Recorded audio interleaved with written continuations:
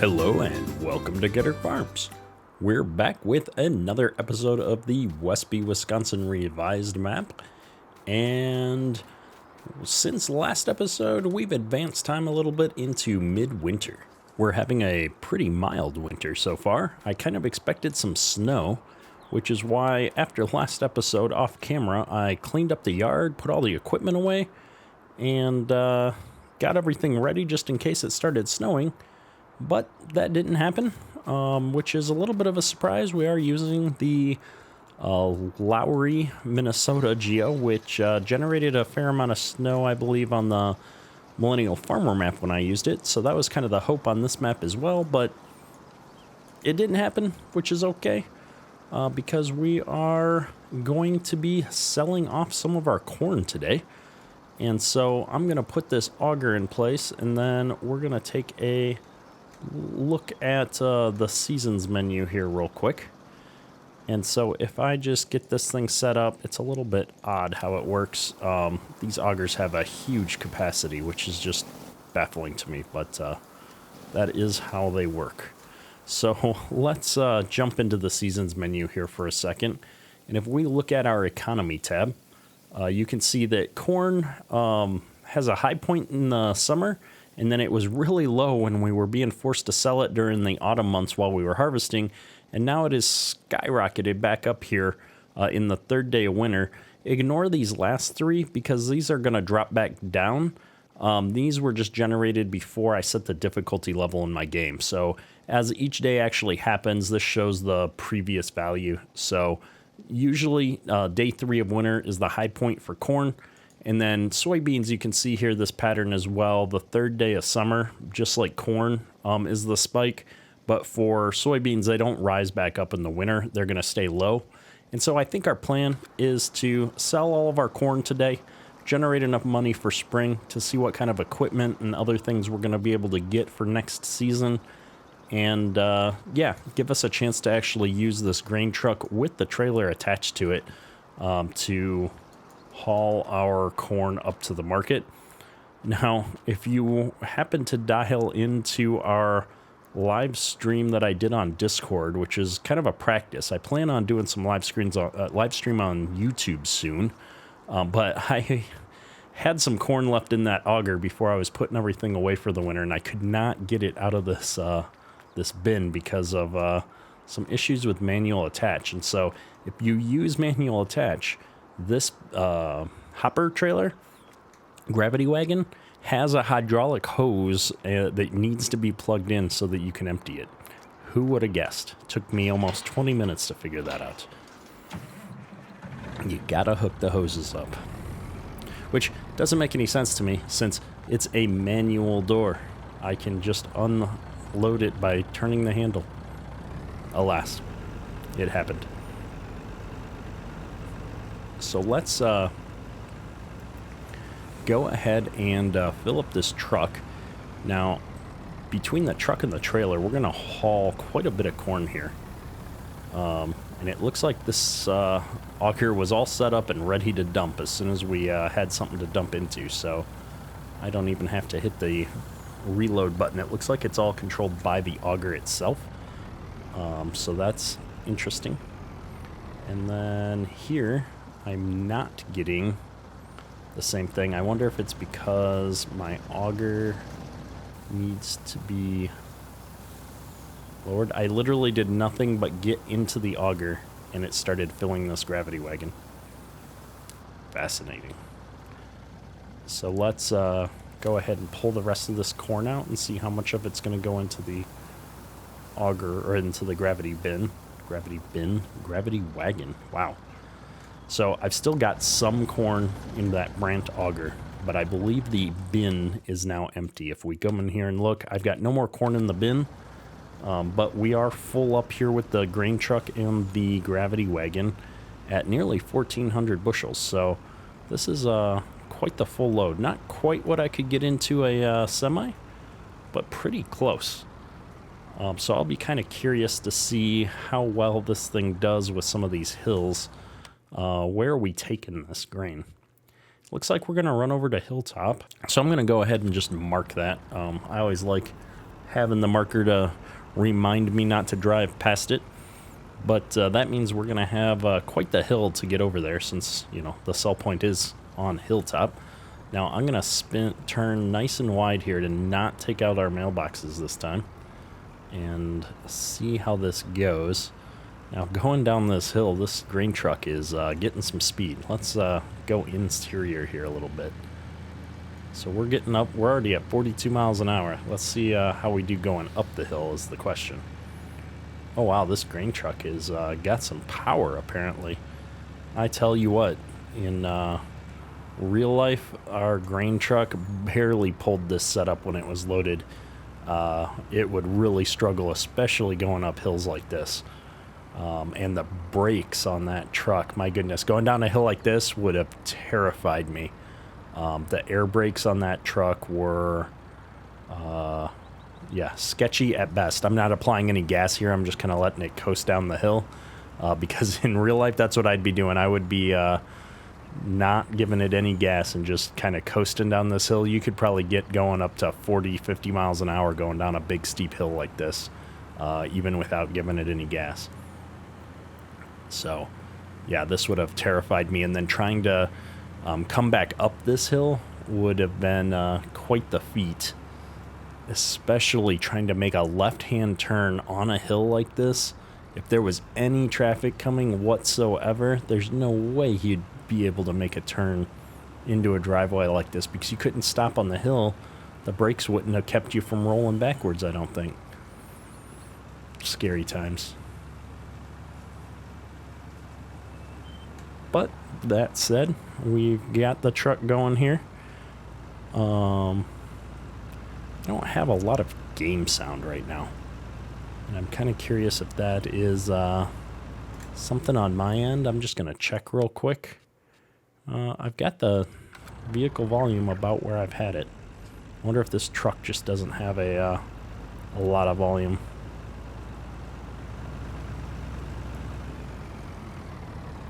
So our dump point is right in here. Just pull up here a little bit, switch to the truck. Oh, I had a dump point there, I thought. Where'd it go? There it is.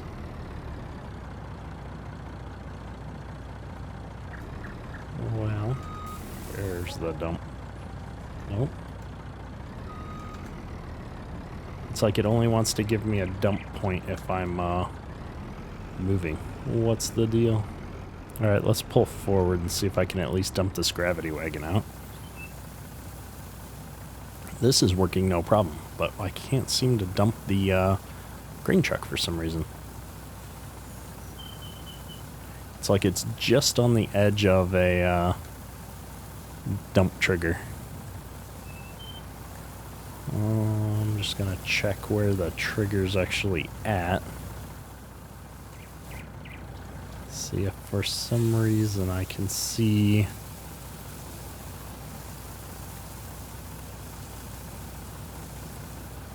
why I can't dump the actual grain truck here. It looks like I might just be a smidge too high. It's always something, I feel like.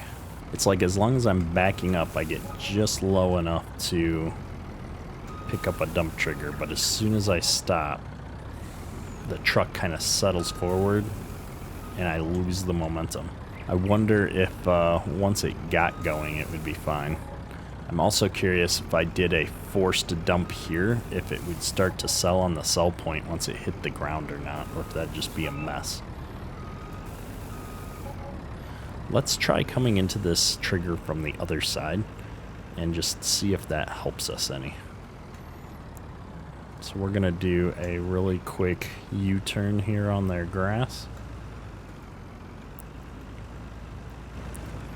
And then we're going to pull on in here and just hope that this works a little bit better. Nope, I'm not seeing any kind of a trigger. And when I'm backing up, I get one. So, oh, and now we're getting stuck. So I think what I'm going to do is I'm going to jump out here. I'm going to disconnect that cart and see if that makes a difference. It does. The cart was just lifting me up a little bit and causing me problems. But that's good to know, because it means as long as I disconnect the cart, I can still dump our grain truck out. And then all I have to do is back up here a smidge, hop out and reconnect the cart, and we're good to go. The other good news is I think we started with like $6,000 and now we're at $28,000. How much did we make? Let's just go look. We sold just shy of $23,000 already in corn. That's a pretty good amount of money. Definitely going to cover our seed and chemical costs for the year. What I don't know is if that's going to cover buying the grass equipment that we wanted to buy. Maybe we can lease some equipment. I didn't really put any rules on myself around leasing equipment. I don't usually lease equipment because I kind of view it as just completely sunk costs. Like, I'd rather buy a piece of equipment with a loan than lease it. But we are doing no loans this series. So we will avoid the loans and probably go for a lease on some grass equipment when the time comes. Ooh, or maybe we'll try out the new used equipment mod when the time comes and get some really old, small, junky equipment. And then we'll, that'll justify it for us because I'll want to replace it when I get a chance, but we will take advantage of a new mod and not break the bank. We'll see how that goes when the time comes. That's what I'm thinking is going to make sense. Because we need to put one more round of dry fertilizer down on all these fields before we do our spring tillage.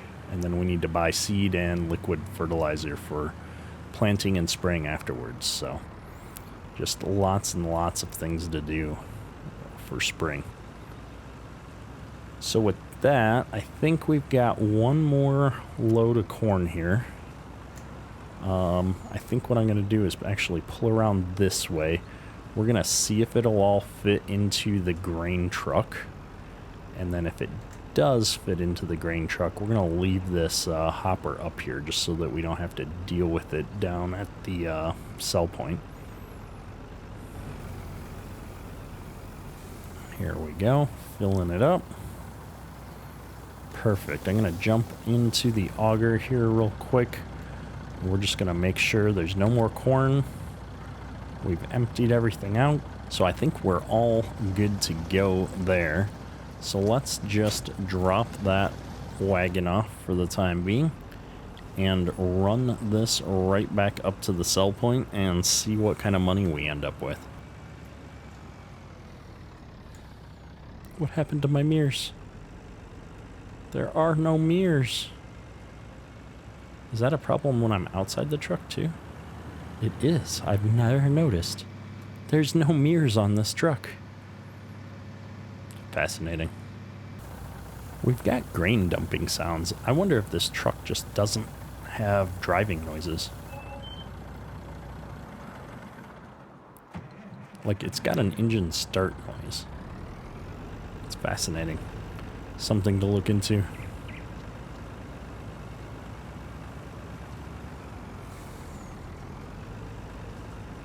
So we're at $32,000 after selling that. Which, if we started at $6,000, that means we made $26,000 selling just our corn, which is not too bad, given we started with only $20,000 in the bank total at the beginning of this series, and that required us to buy all of our first year seed and chemical. So we're doing pretty good. We've already remade our investment on the first year and then some, and we've got a truckload of soybeans sitting in the bin still.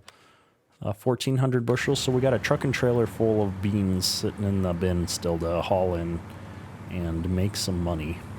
That's going to be when we can really upgrade some equipment, is in the summer when we sell those beans.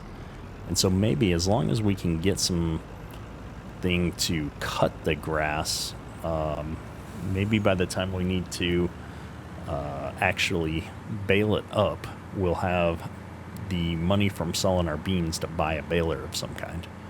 So there might be a chance for us to kind of stagger our purchases to match up with selling our beans. That would be really nice. And we're back up at the farm. We're done selling all of our corn. And so at this point, really there's not a lot left to do until spring, when we'll get our seed and fertilizer and chemical and stuff going here. I guess what we could do is get the fertilizer spreader all set up to do the fertilizer spreading in the spring. I think what I want to do is spread some dry fertilizer before we do the spring cultivating. So we're going to open the loudest garage door in the history of garage doors. And park this truck back in the garage. And then we'll go empty the lime out of this spreader. And maybe we'll even just run up to the elevator right now and fill it up with dry fertilizer and see how far that's going to get us. Last time when we spread lime, we got about we could have probably got all of our fields done with one spreader full, but we weren't being terribly efficient in how we did that. So maybe we'll be able to get away with a single spreader of dry fertilizer. I don't know if they spread the lime and the dry fertilizer at different rates, or if the spreader is just set to always do it at a certain rate. I guess we'll find out. But I want to drop the excess lime off over here next to this shed. Where did it go? Did it teleport through the shed door? Look at that. Isn't that handy? Not exactly what I was expecting, but we'll take it.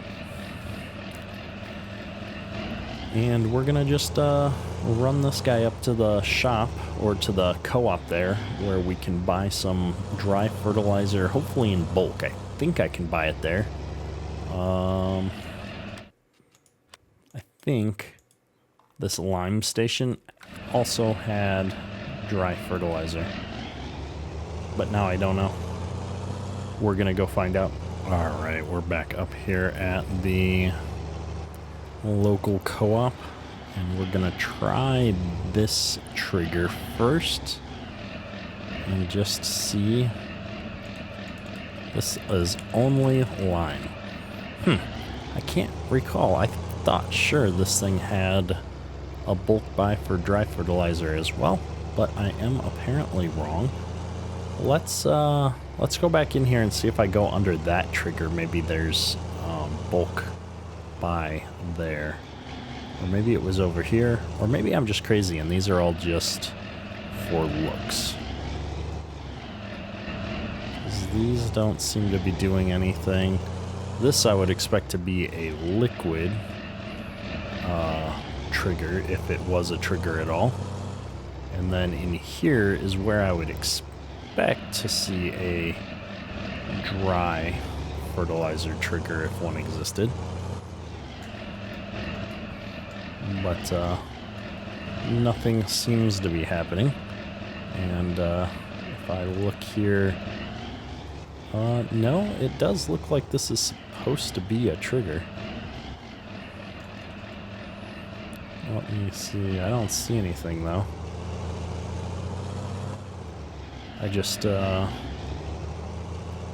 would have expected that to work. Maybe that's for buying seed or something. Either way, it's not doing anything for us.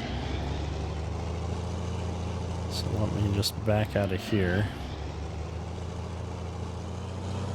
It doesn't seem to be doing anything, and I don't see any other triggers here, so we're gonna turn this back off.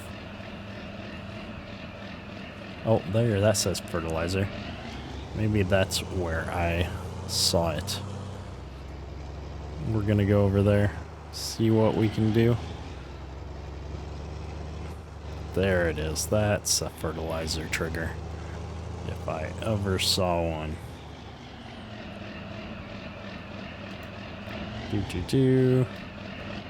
Or no. Nope. No triggers here.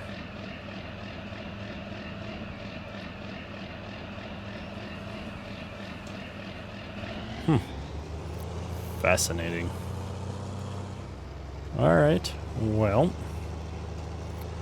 in that case, it looks like those were things that might have been planned to come to the map at some point, but are not here at the moment. So, we'll head back up to the farm and get it the old-fashioned way, because we have our sell point set up to deliver to the farm. Alright, so we're back up here at the farm, so let's go ahead and buy some fertilizer. We've got the big bags here, solid fertilizer, 1,000 liters. So we're going to go ahead and buy, well, they're almost 2,000 a piece.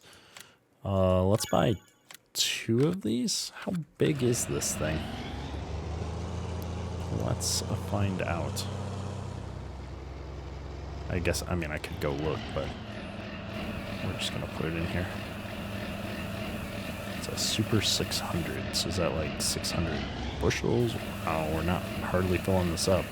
If I'm going to need the full amount of fertilizer that I needed in line, we're going to need like 4 more of those. If that's 33% for 2, yeah, I'll need 4 more of those. That's another $8,000. We'll be back down to 20,000. We won't have hardly anything. We'll barely be able to just put our crops back in the ground. Ooh, we're gonna have to think this through. I don't want to spend that much money, and we're not really in a good spot to do fertilizing until the ground thaws back out. So we're gonna put that back in the shed for the time being, and we're gonna wait until the ground is thawed before we tackle fertilizing. I'm gonna put this auger down and slide it back up here in between the bins where it's a little bit more out of the way. There we go. Not in the field. Good deal. So with that, I think we're gonna wrap up today's episode with selling a little bit of corn and getting our fertilizer ready to go. And next time we're gonna be smack into spring and doing some fertilizing, spreading, and doing some spring field prep on the fields, and hopefully get into maybe even a little bit of planting. We'll have to see how it goes. That's all for today. Kedrick